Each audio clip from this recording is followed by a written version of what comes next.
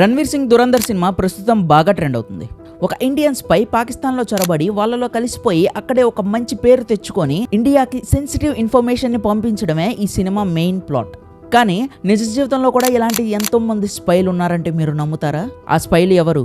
వారి కథలు సినిమాలు కూడా తట్టుకోలేవు, అంత థ్రిల్లింగ్గా ఉంటాయి. ఈ వీడియోలో మీకు చూపించబోయేది నిజమైన ఇండియన్ స్పై కథలు. పాకిస్తాన్లో సంవత్సరాలు గడిపి శత్రు దేశానికి వణుకు పుట్టించిన వీరుల గురించి.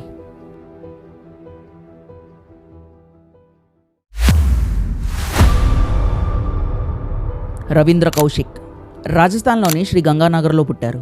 థియేటర్ ఆర్టిస్ట్గా మంచి పేరు కూడా ఉండేది. 23 ఏళ్ల వయసులో అతన్ని ఎంపిక చేసింది. ఢిల్లీలో 2 సంవత్సరాలు ట్రైనింగ్ తీసుకొని ఉర్దూ, ఇస్లామిక్ గురించి, పాకిస్తాన్ గురించి ప్రతిదీ నేర్చుకున్నారు. 1975లో నబీ అహ్మద్ షకీర్గా పాకిస్తాన్లోకి ప్రవేశించారు. కరాచీ యూనివర్సిటీలో LLB చేసి పాకిస్తాన్ ఆర్మీలో క్లర్క్గా జాయిన్ అయ్యారు. 1979 నుంచి 83 వరకు పాక్ ఆర్మీ గురించి ఇండియాకి రహస్యంగా చాలా ఇన్ఫర్మేషన్ పంపించేవారు. ఇందిరాగాంధీ అతనికి బ్లాక్ టైగర్ అనే బిరుదు కూడా ఇచ్చారు. 1983లో పట్టుబడ్డారు. 16 సంవత్సరాలు పాకిస్తాన్ జైల్లోనే ఉన్నారు. 2001లో అక్కడే మరణించారు. అతని చివరి మాటలు వింటే మీకు కూడా బాధ కలుగుతుంది.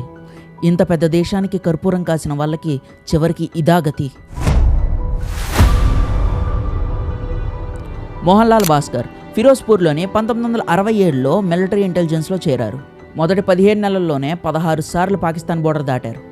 చాలా అద్భుతమైన సమాచారం సేకరించారంట. కానీ తోటి ఏజెంటే అతనికి ద్రోహం చేశాడు. 2 దేశాల కోసం పనిచేసే ఒక డబల్ ఏజెంట్ అతన్ని పాకిస్తాన్కి అప్పగించాడు. 14 ఏళ్ళు పాకిస్తాన్ జైల్లో నరకం అనుభవించి 1974లో విడుదలయ్యారు. అతని కథ an Indian spy in the Pakistan అని ఒక పుస్తకంగా కూడా వచ్చింది. సరస్వతి రాజామణి మయన్మార్లోని పాత రంగూన్లో జన్మించారు. బంగారం, టంగ్స్టన్ గన్లున్న ధనిక కుటుంబంలోనే ఈవిడ జన్మించారు. సుభాష్ చంద్రబోస్ ప్రసంగం విని బాగా ఇన్స్పిరేషన్గా ఫీల్ అయ్యి 15 ఏళ్లలోనే ఆవిడకున్న నగలన్నీ కూడా నేతాజీ గారికి దానం చేశారు. ఆమె ఝాన్సీ రెజిమెంట్లో చేరింది. అబ్బాయి వేషంలోని మనీ అనే పేరుతో బ్రిటిష్ క్యాంపుల్లోకి వెళ్ళి అక్కడి నుంచి సమాచారం సేకరించేది. ఒకసారి తోటి స్పైని రక్షించడానికి కాలుకి బుల్లెట్ కూడా తగిలించుకుంది. సుభాష్ చంద్రబోస్ గారు ఆమెను లెఫ్టినెంట్గా ప్రమోట్ చేసి ఆమెకు సలాం కూడా కొట్టారు.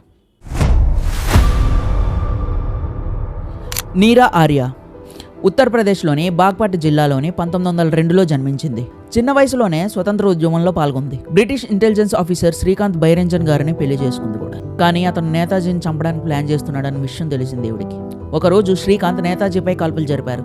వెంటనే విషయం తెలిసిన నీరా తన భర్తను తానే చంపేసింది.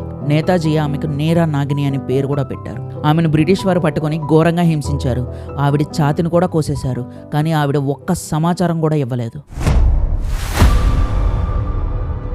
అజిత్ దోవాల్ ప్రస్తుత NSA, కానీ ఇంతకుముందు 7 ఏళ్లు పాకిస్తాన్లో గడిపారు. పాకిస్తాన్లోని కరాచీ వీధుల్లో ఒక బిచ్చగాడిగా తిరిగారు. సైంటిస్ట్ హెయిర్ శాంపిల్స్ కలెక్ట్ చేసి పాకిస్తాన్ న్యూక్లియర్ ప్లాన్స్ను కూడా కనిపెట్టాడు. 1988లో ఖలిస్తానీ తీవ్రవాదులు గోల్డెన్ టెంపుల్లో దాక్కున్నప్పుడు ఒక పాకిస్తాన్ ఏజెంట్గా నటించి లోపలికి వెళ్లి సమాచారం సేకరించాడు. ఈయన వల్లే ఆపరేషన్ బ్లాక్ థండర్ సక్సెస్ అయింది. 2014 నుంచి ఇండియాకు NSAగా సేవలందిస్తున్నారు. కీర్తి చక్ర అవార్డు కూడా దక్కించుకున్నారు. దురంధర్ సినిమా కోసం మేజర్ మోహిత్ శర్మ పేరు కూడా బాగా వినిపించింది. కానీ డైరెక్టర్ స్పష్టం చేశారు ఇది మోహిత్ శర్మ బయోపిక్ కాదని. Major Mohit Sharma para special force officer. Iqbal అనే పేరుతో పాకిస్తాన్లో ఆపరేషన్ చేసి 2009లో కుప్వారాలో తీవ్రవాదులతో జరిగిన ఎన్కౌంటర్లో వీరమరణం పొందారు. దురంధర్ సినిమాలో రణ్వీర్ సింగ్ పాత్ర ఫిక్షనల్ అయినా నిజ జీవితంలో ఇలాంటి వాళ్ళు వందలాది మంది ఉన్నారు. కశ్మీర్ సింగ్ 1973లో పాకిస్తాన్లో పట్టుబడ్డాడు. 35 ఏళ్లు సోలిటరీ కన్సైన్మెంట్లో ఉన్నారు. 2008లో విడుదలయ్యారు. సెహ్మత్ ఖాన్ 1971 యుద్ధంలో పాకిస్తాన్ ఆర్మీ ఆఫీసర్ని పెళ్లి చేసుకొని చాలా రహస్యమైన ఇన్ఫర్మేషన్ పంపించింది. ఆమెకదే రాజీ సినిమా. వీళ్ళల్లో చాలా మంది పేర్లు కూడా తెలియదు. వాళ్ళ కుటుంబానికి కూడా వాళ్ళు ఎక్కడ ఉన్నారో తెలియదు. వారు చేసిన త్యాగానికి మనం ఎప్పుడు రుణపడి ఉండాలి. ఈ వీరుల గురించి మీకు తెలుసా? ఇలాంటి స్పై స్టోరీలు ఇంకా మీకు తెలిస్తే కామెంట్ చేయండి. ఈ వీడియో నచ్చితే లైక్ చేయండి, షేర్ చేయండి, సబ్స్క్రైబ్ చేయండి. నేను చూసా, మీరు కూడా చూడండి.